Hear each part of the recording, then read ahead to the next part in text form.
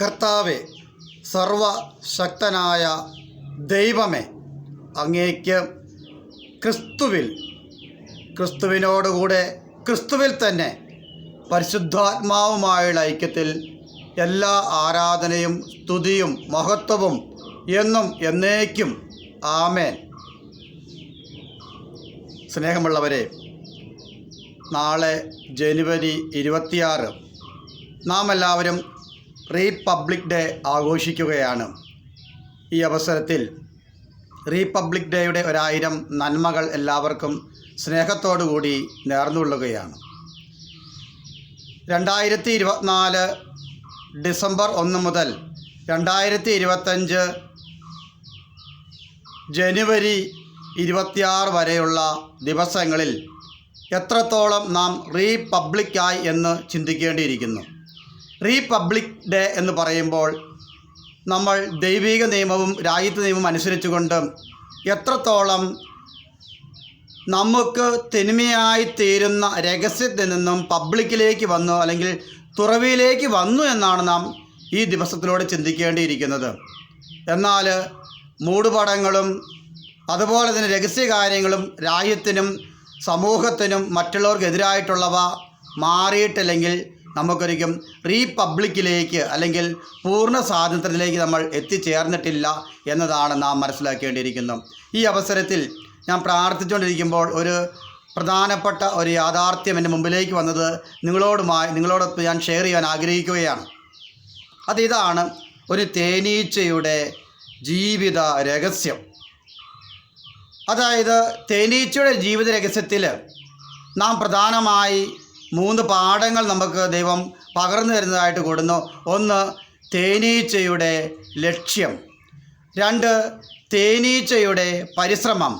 3, തേനീച്ചയുടെ സാമ്പത്തിക ഭദ്രത അല്ലെങ്കിൽ അവസാനം ലഭിച്ച സാമ്പത്തിക ശക്തി അല്ലെങ്കിൽ അതിൻ്റെ നിക്ഷേപം. ഈ അവസരത്തിൽ തേനീച്ച വളരെ ലക്ഷ്യത്തോടു കൂടി പോവുകയാണ്. ഏറ്റവും നല്ല പൂമ്പൊടി എടുത്തുകൊണ്ട് വരണമെന്ന് മനസ്സിലാക്കി ഒത്തിരി തടസ്സങ്ങളെയും പ്രതിബന്ധങ്ങളെയും അതിനറിയാം, എന്നിട്ടും പറന്ന് നടന്ന് ഏറ്റവും നല്ല പൂമ്പൊടി എടുത്തുകൊണ്ട് വരാനായിട്ട് ലക്ഷ്യത്തോടു കൂടി പോകുന്ന തേനീച്ച, പ്രതിസന്ധികളെ കടന്നു പോകുന്ന തേനീച്ച ഏറ്റവും നല്ല പൂമ്പൊടിയാണ്, ഏറ്റവും നല്ല തേനുണ്ടാക്കാനുള്ള പൂമ്പൊടിയാണ് തേനീച്ച എടുക്കുവാൻ പോകുന്നത്. രണ്ടാമത്തത് തേനീച്ചയുടെ പരിശ്രമം എന്ന് പറയുമ്പോൾ ആദ്യത്തെ ലക്ഷ്യമാണെങ്കിൽ തനിക്ക് ലക്ഷ്യമെന്നു വെച്ചാൽ അതായത് തനിക്ക് നല്ല തേനുണ്ടാക്കുക ലക്ഷ്യം വെച്ചുകൊണ്ട് പരിശ്രമിച്ചുകൊണ്ടിരിക്കുകയാണ്. ഇതിനു വേണ്ടി കുറേ ദിവസം പരിശ്രമിക്കുന്നു, ഓരോ ദിവസവും പരിശ്രമിക്കുന്നു. ആ ലക്ഷ്യം വെച്ച് ഒത്തിരി കഷ്ടപ്പാടിലൂടെ കടന്നു പോകുന്ന പരിശ്രമത്തിലൂടെ തേനീച്ച. മൂന്നാമത്തത് തേനീച്ചയുടെ നിക്ഷേപമാണ്. തേനീച്ചയുടെ നിക്ഷേപം എന്ന് പറയുമ്പോൾ ഏറ്റവും രുചികരമായ എല്ലാവർക്കും ഇഷ്ടപ്പെട്ട തേൻ ഉണ്ടാക്കിക്കഴിഞ്ഞു.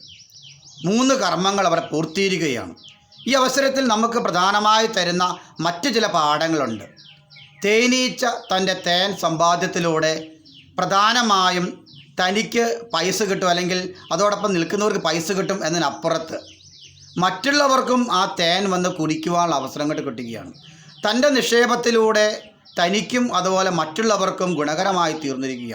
മറ്റൊന്ന്, തേനീച്ച ലക്ഷ്യമായി കുറേ നാൾ മറ്റു സ്ഥലങ്ങളിലേക്ക് പറന്ന് നടന്നുവെങ്കിൽ പിന്നീട് തേനീച്ചയുടെ അടുത്തേക്കാണ് മറ്റുള്ളവർ കടന്നു വരുന്നത്, അല്ലെങ്കിൽ തേനിരിക്കുന്ന സ്ഥലത്തേക്കാണ് ആൾക്കാർ കടന്നു വരുന്നത്.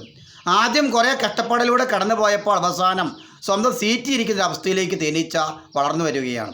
അവസാനം മറ്റുള്ളവർ അങ്ങോട്ട് കടന്നു വന്ന് തേനീച്ചയുടെ അടുത്തേക്ക് കടന്നു വന്ന് തേൻ്റെ അടുത്തേക്ക് കടന്നു വന്ന് തേൻ സ്വീകരിച്ച് കടന്നു പോകുന്നു. ഈ അവസരത്തിൽ ഇത്രയും പാഠങ്ങൾ നമ്മുടെ ജീവിതത്തിൽ നാം ഈ 2025 പ്രാവർത്തികമാക്കുകയാണെങ്കിൽ നമുക്ക് ഒത്തിരി നന്മയുണ്ടാകുമെന്ന് വിശ്വസിക്കുന്നു. ഈ അവസരത്തിൽ ഓരോ മൂന്ന് ഘട്ടങ്ങളിലും ഒന്നാമത്തെ പരിശ്രമം എന്ന് പറയുമ്പോൾ നമ്മുടെ ജീവിതത്തിൽ 3 തരത്തിലുള്ള പരിശ്രമക്കാരെ നമുക്ക് കാണാൻ കഴിയും. 1, സ്വയം ചിന്തിച്ചുകൊണ്ട്, സ്വയം തിരിച്ചറിവിലൂടെ, സ്വയം കാര്യങ്ങൾ മനസ്സിലാക്കിക്കൊണ്ട് പരിശ്രമിക്കുന്ന വ്യക്തികൾ.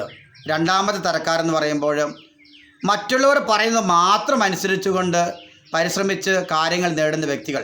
മൂന്നാമത്തെ തരക്കാരെന്ന് പറയുമ്പോൾ സ്വന്തം പരിശ്രമവും സ്വന്തം ചിന്താഗതിയും അതോടൊപ്പം മറ്റുള്ളവർ പറയുന്നത് കൂടി ചേർത്തുകൊണ്ട് ഒരുമിച്ച് ചേർന്ന് കാര്യങ്ങൾ ചെയ്യുന്നവരും. ഈ 3 വ്യക്തിത്വങ്ങളിലും വ്യത്യസ്ത തരത്തിലുള്ള തേനായിരിക്കും ഉണ്ടാകുന്നത്. ഇതിൽ ഏറ്റവും നല്ലത് ഏതാണെന്ന് ഒരിക്കലും ഞാൻ പറയുന്നില്ല. എന്നാൽ ഒരു പക്ഷേ മറ്റുള്ളവർ പറയുന്നതനുസരിച്ച് മാത്രം ചെയ്യുന്നവർ, മറ്റുള്ളവർ നയിക്കുന്ന വ്യക്തികൾ നല്ലതല്ലെങ്കിൽ അവൻ കുഴിയിൽ പോയി ചാടാൻ സാധ്യതയുണ്ട്. മറ്റുള്ളവർ നയിക്കുന്ന നല്ല വ്യക്തികളാണെങ്കിൽ കൂടുതൽ നന്മയിലേക്ക് വളരുവാൻ ഏറ്റവും നല്ല തേനുള്ളവരായി തീരുവാൻ കഴിയുന്നു. എന്നാൽ സ്വയം ചിന്തിച്ചു പോകുന്നവർ, നല്ല ലക്ഷ്യമുള്ളവരാണെങ്കിൽ ഏറ്റവും നല്ല വ്യക്തിത്വങ്ങളായി തീരും. 2 കാര്യം ഒരുമിച്ച് പോകുന്നവരും ഒരു പക്ഷേ നല്ല തലത്തിൽ എത്തിച്ചേരാൻ സാധ്യതയുണ്ട്. ഇതെല്ലാം ലക്ഷ്യങ്ങളുടെയും പരിശ്രമത്തിൻ്റെയും അതുപോലെ തന്നെ അവസാനത്തെ നിക്ഷേപത്തിൽ എത്തിച്ചേരുന്ന കാര്യങ്ങളാണ്. 2ാമത്തെ തരത്തിലേക്ക് പറയുമ്പോൾ ഞാൻ പറഞ്ഞൊരു കാര്യം, അതായത് പ്രകൃതി, പുരുഷ പ്രകൃതി, പുരുഷ ഈ 3 തത്വശാസ്ത്രങ്ങളാണ് നമ്മുടെ ജീവിതത്തിലുള്ളത്. ഇതിൽ പ്രകൃതിയും പുരുഷൻ്റെ ബന്ധത്തിൽ മറ്റുള്ളവരെല്ലാവരും ഏത് തരത്തിലുള്ള സഹായം ചെയ്യുവാൻ ആൾക്കാർ കടന്നു വരും. അതുപോലെ തന്നെ പ്രകൃതി തലത്തിലൂടെയും അവർക്ക് എന്തു കാര്യങ്ങളും നേടിയെടുക്കുവാനുള്ള കഴിവുണ്ട്. എന്ത് കാര്യങ്ങളും ലക്ഷ്യം വെച്ച് നേടുവാൻ അവർക്ക് കൂടുതൽ വരും. എന്നാൽ പുരുഷ തലത്തിൽ കുറച്ച് ബുദ്ധിമുട്ടുണ്ട്. ചില കാര്യങ്ങളിൽ ചില വ്യക്തിത്വങ്ങൾ അല്ലെങ്കിൽ അതുപോലെ തന്നെ പ്രകൃതി തലങ്ങൾ സഹായിക്കാൻ തയ്യാറാവുകയില്ല. അവർ ചിന്തിക്കും, അവനെ സഹായിച്ചുകൊണ്ട് എനിക്ക് എന്ത് ലാഭമാണുള്ളത്, അവൻ വേണമെങ്കിൽ സ്വയം ഇഷ്ടമനുസരിച്ച് കാര്യങ്ങൾ നേരട്ടെ, പണം കൊടുത്ത് നേരട്ടെ, അല്ല മറ്റു സ്ഥലങ്ങളിൽ പോയിട്ട് സ്വന്തമായി പരിശ്രമം നേരട്ടെ, ഞാനും സഹായിക്കാൻ തയ്യാറില്ല, കാരണം അവനെ സഹായിച്ചുകൊണ്ട് എനിക്ക് യാതൊന്നും കിട്ടാനില്ല.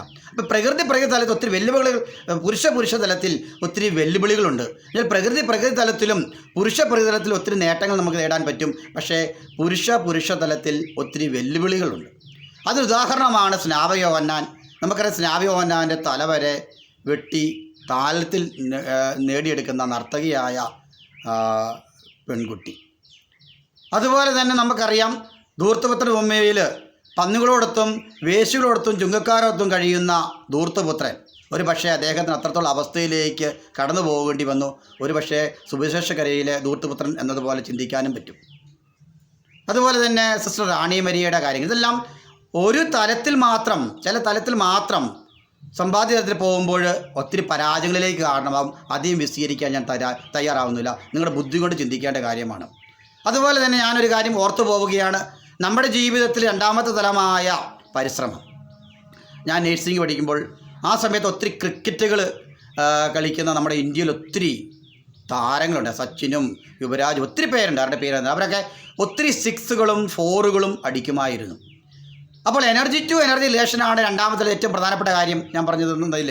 അപ്പോൾ എനർജി ടു എനർജി റിലേഷൻ, നമ്മുടെ ആരോഗ്യങ്ങളും ശക്തികളും ആ സമയത്ത് നല്ല രീതിയിൽ ഉപയോഗിച്ചാൽ നമുക്ക് ഒത്തിരി 6ഉം 4ഉം നമുക്ക് അടിപ്പിക്കാൻ സാധിക്കും. നമ്മുടെ ആ ശക്തികൾ, അതാണ് രാജ്യത്തിൻ്റെ ഏറ്റവും വലിയ അഭിമാനം. 2ാമത്തെ തലത്തിലേക്ക് ഞാൻ പറയുമ്പോഴേക്കും, ഞാൻ ഡൽഹിയിൽ നേഴ്സിംഗ് ജോലി ചെയ്യുമ്പോൾ ഇതുപോലെ തന്നെ ഒത്തിരി 6കളും 4കളും അടിക്കുന്ന വളരെ അഭിമാനകരമായ ഒരു സമയമായിരുന്നു ഇന്ത്യ രാജ്യത്തിന്, അല്ലെങ്കിൽ നമ്മുടെ ഭാരതത്തിന്. അപ്പോൾ നമ്മുടെ ജീവിതത്തിൽ നാം നമ്മുടെ ആരോഗ്യവും ശക്തിയുമെല്ലാം നമ്മുടെ പരിശ്രമത്തിലൂടെ കൊടുത്താൽ, അല്ലെങ്കിൽ വേസ്റ്റായിട്ട് പോകുന്ന കാര്യമാണതെല്ലാം. നമ്മുടെ രാജ്യത്തിനും സമൂഹത്തിനും ആത്മീയ മേഖലയ്ക്കായാലും ഭൗതിക മേഖലയ്ക്കായാലും രാജ്യത്തിൻ്റെ മേഖലയ്ക്കായാലും നമ്മളൊരു മുതൽക്കൂട്ടായി മാറും. അതിനെക്കുറിച്ച് അധികം വിശദീകരിക്കാൻ ഞാൻ തയ്യാറാകുന്നില്ല.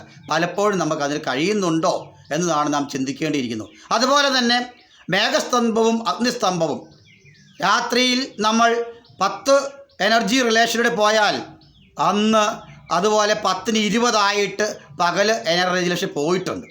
എന്നാൽ എന്തെങ്കിലും തരത്തിലുള്ള നഷ്ടങ്ങൾ വരുന്നുണ്ട് ആർക്കെങ്കിലും. പക്ഷേ അത് നിക്ഷേപമായി തീരുന്നില്ല. ജീവൻ നിക്ഷേപമല്ല, കൊടുക്കും, നിക്ഷേപത്തോടൊപ്പം കൊടുത്തു വളരുകയാണ് ശരിയുള്ളത്. അത്തരത്തിലുള്ള ഒരു ചൈതന്യത്തിലൂടെയാണ് ഞാൻ പലപ്പോഴും ചിന്തിച്ച് പോയിട്ടുള്ളതും പോയതും. അതുപോലെ 1-2 കാര്യങ്ങൾ ഞാൻ നിങ്ങളോട് പറയുവാൻ ആഗ്രഹിക്കുകയാണ്. സ്വയം നമ്മൾ തിരിച്ചറിവിടെ സ്വയം നന്നാകുന്ന അവസ്ഥയാണ്. ഒരു ദിവസം ഞാൻ ലോട്ടറി എടുക്കുന്ന സമയത്ത് ഒരു ഉദാഹരണം പറയുന്നത്, കുറ്റപ്പെടുന്ന അനുഭവത്തിലൂടെ പറയുകയാണ്. ആ സമയത്ത് ഞാൻ പറഞ്ഞു, ഒരു ടിക്കറ്റും അടിക്കുന്നില്ലല്ലോ. അപ്പോൾ ഒരു വ്യക്തി ചാടിയെടുത്തതിനോട് പറയുകയാണ്, തൊട്ടിപ്പുറത്ത് നിന്നുകൊണ്ട്, നീ മറ്റുള്ളവർക്ക് കൊടുക്കുന്ന വ്യക്തി, പിരിച്ചു കൊടുക്കുന്ന വ്യക്തി ഇങ്ങനെ ലോട്ടറി അടിക്കുന്നത്, നിങ്ങൾക്ക് ഇങ്ങനെ ലോട്ടറി അടിക്കുക, നിങ്ങൾ കൊടുക്കുകയില്ലല്ലോ അവർക്കും. അപ്പോൾ ആ ചിന്താഗതി ഒന്ന് നോക്കുക. ഒരു 10,000-70,000 ടിക്കറ്റ് ഞാൻ കഴിഞ്ഞ വർഷം എടുത്തിട്ടുണ്ട്. അപ്പോൾ ആ സമയത്ത് അതിന് പ്രൈസൊന്നും കിട്ടാറില്ല. പക്ഷേ ഏതെങ്കിലും തരത്തിൽ നമുക്ക് ദൈവം തരും എന്നുള്ള വിശ്വാസമാണ്. അപ്പോൾ അതിനെക്കുറിച്ച് ഞാൻ ആഗ്രഹിക്കുന്നത്, അതും പറഞ്ഞിട്ടൊന്നും എടുക്കുന്നത്, നമ്മുടെ സന്തോഷം വെച്ചെടുക്കുന്നത്. അപ്പോൾ ആ സമയത്ത് ആ ചിന്താഗതി നോക്കുക. രണ്ടാമത് ഒരു 2-3 ദിവസം അതേ സ്ഥലത്ത് നിന്ന് ഞാൻ ടിക്കറ്റ് എടുത്ത സമയത്ത് ഒരു ചേട്ടൻ വന്നു. ഞാനൊരു കാര്യം പറഞ്ഞു, അഷറപ്പ് മുതലാളി, നമ്മുടെ അഷറപ്പ് ബിരിയാണിയുടെ അദ്ദേഹം പാവം ഒത്തിരി കഷ്ടപ്പെട്ടുണ്ടാക്കിയ പൈസ കുറച്ച് പൈസയൊക്കെ പോയിട്ടുണ്ടല്ലോ, ഭയങ്കര പാവം. അപ്പോൾ ഒരു വ്യക്തി ഉടനെ ചാടി പറഞ്ഞു, അദ്ദേഹം ഏതെല്ലോ തരത്തിലുണ്ടാകുന്ന പൈസ ആയിരിക്കും. ഞാൻ പറഞ്ഞു അങ്ങനെ പറയാൻ പാടില്ല, അദ്ദേഹം കഷ്ടപ്പെട്ട് വളരെയധികം ബുദ്ധിമുട്ടി ഉണ്ടാക്കിയ പൈസയാണ്. അപ്പോൾ ആ പൈസയ്ക്ക് മൂല്യമുണ്ട്. അപ്പോൾ ഉടനെ അദ്ദേഹം എന്നെ നോക്കി അപ്പുറത്തേക്കുന്ന വ്യക്തി പറയണം, അന്ന് ആ വെളുത്ത വണ്ടി നമുക്ക് വിൽക്കാനുണ്ട്, ആർക്കെങ്കിലും വേണമെങ്കിൽ മേടിച്ചുകൊണ്ട് പോകാൻ പറയും.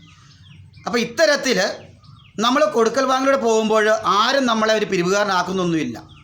മറ്റുള്ളവർക്ക് നമ്മൾ പിരിവുകാരനാകേണ്ട ആവശ്യമൊന്നുമില്ല. പിന്നെ ദൈവിക കാരുണ്യവും ദൈവിക നീതിയും ദൈവ ചൈതന്യം അനുസരിച്ച് ദൈവത്തിൻ്റെ കാരുണ്യം കൊണ്ട് പരസ്പരം അങ്ങോട്ടും ഇങ്ങോട്ടും നല്ല കാര്യങ്ങൾ ചെയ്യാൻ പറ്റുന്നു എന്നുള്ള ഒരു യാഥാർത്ഥ്യമാണ് നാം മനസ്സിലാക്കേണ്ടത്. അപ്പോൾ നമ്മുടെ ജീവിതത്തിൽ ഈ രണ്ടാമത്തെ കർമ്മത്തെപ്പറ്റി എനർജി ടു റിലേഷൻ പരിശ്രമം.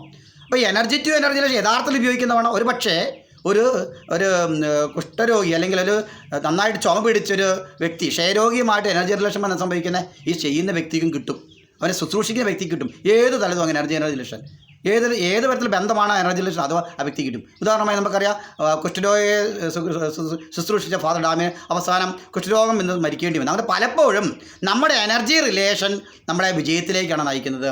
എന്നാൽ എല്ലാം പഠിച്ചു മിടുക്കരായി കഴിഞ്ഞ് കസേരക്കരി ഇരിക്കുകയാണ്. യഥാർത്ഥത്തിൽ ആ ബന്ധം മറ്റുള്ളവരാണ് ചെയ്യുന്നത്, ഞാൻ ചെയ്യുന്നില്ലേ, ഞാൻ ചെയ്യുന്നുണ്ടോ. അപ്പോൾ എനർജി റിലേഷനാണ് പരിശ്രമത്തിൽ ഏറ്റവും പ്രധാനപ്പെട്ട ഭാഗം. എനിക്ക് അധികം ഞാൻ ഇത് പറഞ്ഞു തരുന്നില്ല, ഇടയ്ക്കൊക്കെ പലതരത്തിലുള്ള കാര്യങ്ങൾ പറഞ്ഞുതരാം. അപ്പം മൂന്നാമത്തെ തലത്തിലൂടെ ഞാൻ പറഞ്ഞു തന്നു, വളരെയധികം ഉയർച്ചയിലെത്തുന്ന മനുഷ്യൻ അവസാനം ആ തേന് അവർക്കും കുടിക്കാൻ വെള്ളം കൊടുക്കാം. ഇത്തരത്തിലുള്ളൊരു തരത്തിലൂടെ വളരുകയാണെങ്കിൽ നമുക്ക് റീപബ്ലിക് ആകാൻ പറ്റും. റീപബ്ലിക് ഡേ ഒരു രാജ്യമെന്ന് പറയുമ്പോൾ ഓരോ വ്യക്തിത്വങ്ങളാണ്, ഓരോ പൗരനുമാണ് റീപബ്ലിക് ആകേണ്ടത്. പലപ്പോഴും മൂടുപടങ്ങൾ അഴിയപ്പെടുന്നില്ല. അപ്പം നമ്മുടെ ജീവിതത്തിൽ തേനീച്ചയുടെ പാഠം നമ്മളെ മുന്നോട്ട് നയിക്കട്ടെ. ലാസ്റ്റ് ഒരു കാര്യം കൂടെ പറഞ്ഞ് ഞാൻ അവസാനിക്കുകയാണ്. ഒരു പ്ലാവേ 10-20 ചക്കയുണ്ടെന്ന് വിചാരിക്കുക. പലപ്പോഴും നമ്മൾ ചോദിച്ചു കൊടുക്കാറില്ല, വേണോന്ന് എന്ന് ചോദിച്ചു കൊടുത്തില്ലേ തന്നെ ഒരു വ്യക്തി വന്ന് ചോദിക്കുമ്പോൾ പറയുകയാണ് അത് വേറെ വ്യക്തിക്ക് കൊടുക്കാനുള്ളതാണ്, തരാൻ പറ്റില്ല. അത് ഒരു ദിവസം പറിച്ച് കഴിയുമ്പോൾ ആ ചോദിച്ച വ്യക്തിക്ക് ഒരു കഷ്ടം പോലും കൊടുക്കാതെ മറ്റൊരു സപ്ലൈ ചെയ്യുകയാണെങ്കിൽ ആ ജീവിതത്തിന് എന്തെങ്കിലും അർത്ഥമുണ്ടോ? ഒരിക്കലും ആ പ്രകൃതി ഒരിക്കലും പിന്നീട് ആ പ്ലാവി ചക്കയുണ്ട സാധ്യത പറയുന്നത്. അപ്പോൾ പ്രകൃതി പുരുഷബന്ധം ദൈവത്തിൻ്റെ ഭാഗമാണെന്നുള്ള സത്യം മനസ്സിലാക്കുമ്പോഴാണ്, അല്ലെങ്കിൽ ചോദിച്ചാലെങ്കിലും കൊടുക്കുക, അല്ലെങ്കിൽ അത് മൊത്തം വേസ്റ്റായിട്ട് ചീഞ്ഞ് പോകട്ടെ എന്ന ഒരു അപ്പുറത്ത് നമ്മുടെ ആ ബന്ധങ്ങളിൽ കൊടുക്കാനുള്ള ഒരു മനോഭാവം ഉണ്ടാകുമെങ്കിൽ നമുക്ക് ഒത്തിരി സന്തോഷമായി തീരുകയാണ് ജീവിതത്തിൽ. അപ്പോൾ ഞാൻ അങ്ങനെ പല വ്യക്തിത്വങ്ങളെ കണ്ടിട്ടുണ്ട്, അത്തരത്തിൽ ചെയ്യുന്ന വ്യക്തിത്വങ്ങളെ. അപ്പോൾ നമ്മുടെ ജീവിതത്തിൽ ഈ ബന്ധങ്ങളിൽ നമ്മൾ മാറ്റം വരുമ്പോഴാണ് റീപബ്ലിക് ഡേ എന്നത് ഓരോ വ്യക്തിയുടെ ജീവിതത്തിലേക്കും ഓരോ വ്യക്തിയുടെ മനസ്സിലേക്കും ഓരോ വ്യക്തിയുടെ ഹൃദയത്തിലേക്കും ഇന്ത്യക്ക് അഭിമാനമായി തീരാൻ കഴിയുന്നു. അതോടൊപ്പം തന്നെ നമുക്ക് നമ്മുടെ ആരോഗ്യത്തെയും ശക്തിയെയും നമ്മുടെ ആത്മീയപരമായിട്ടും ശാരീരികപരമായിട്ടും നമുക്ക് രാജ്യത്തിന് പോലും അത് ഉതകുന്നതാക്കി തീർക്കുവാൻ കഴിയുള്ളൂ, അല്ലെങ്കിൽ അത് വെറും വേസ്റ്റായി തീരും എന്നത് സത്യമായ ഒരു യാഥാർത്ഥ്യമാണ്. അപ്പോൾ നമ്മുടെ ജീവിതത്തിൽ ഇത്തരത്തിലുള്ളൊരു മാനസിക ബന്ധം നമുക്കുണ്ടാകട്ടെ എന്ന് പ്രാർത്ഥിക്കുന്നു. ഒരു ദിവസം ഒരു സഹോദരൻ ഞാൻ ഓർക്കുകയാണ്, നല്ല കാര്യങ്ങൾ പറയുമ്പോൾ എപ്പോഴും നമുക്ക് പോസിറ്റീവ് എനർജി കിട്ടുകയാണ്. ജോജോ മൂരിക്കുന്ന എന്ന ചേട്ടായി ഒരു ദിവസം ഒരു ചക്കിട്ട് പകുതി മുറിച്ച് എൻ്റെ തന്നു വിട്ടു. വളരെ സന്തോഷമായി. അദ്ദേഹം പകുതി എനിക്ക് അപ്പോൾ കൊടുക്കാനുള്ള മനോഭാവം നമ്മുടെ എല്ലാവരുടെ ജീവിതത്തിലും ഉണ്ട്. പക്ഷേ നമുക്ക് പലപ്പോഴും സാധിക്കാതെ വരിക. ഞാനും നമ്മൾ ഓരോരുത്തരും ഇത്തരത്തിൽ നമ്മൾ പറഞ്ഞ ലക്ഷ്യങ്ങൾ, ഒന്ന് ലക്ഷ്യം, രണ്ടാമത്തെ പരിശ്രമം, മൂന്നാമത്തെ സമ്പാദ്യം ഏത് തരത്തിലുള്ളതാണ്, എനിക്ക് മാത്രം ഉപകരിക്കുന്നതാണോ മറ്റുള്ളവർ ഉപകരിക്കുന്നതാണോ, അതുപോലെ തന്നെ മറ്റുള്ളവരെ പിരിവുകാരനായിട്ട് കാണാനോ മറ്റുള്ളവരെ തങ്ങളുടെ അടിമയായിട്ട് കാണാനോ മറ്റുള്ളവർ തങ്ങൾക്ക് വേണ്ടി മാത്രം ജീവിക്കുന്നതാണോ അങ്ങനെ വിശ്വസിക്കാതെ മറ്റുള്ളവരിലൂടെ ലഭിക്കുന്ന കാര്യങ്ങൾ ദൈവിക കാരുണ്യത്തിൻ്റെയും നന്മയുടെയും ഭാഗമാണ് മനസ്സിലാക്കി വളരുവാൻ ഈ റീപബ്ലിക് ഡേ നമ്മളെ സഹായിക്കുന്നത് പ്രാർത്ഥിച്ചുകൊണ്ട് എൻ്റെ കൊച്ചുവാക്കിൽ നിർത്തുകയാണ്. എല്ലാവർക്കും 1000 നന്മകൾ നേർന്നുകൊണ്ടുന്നു.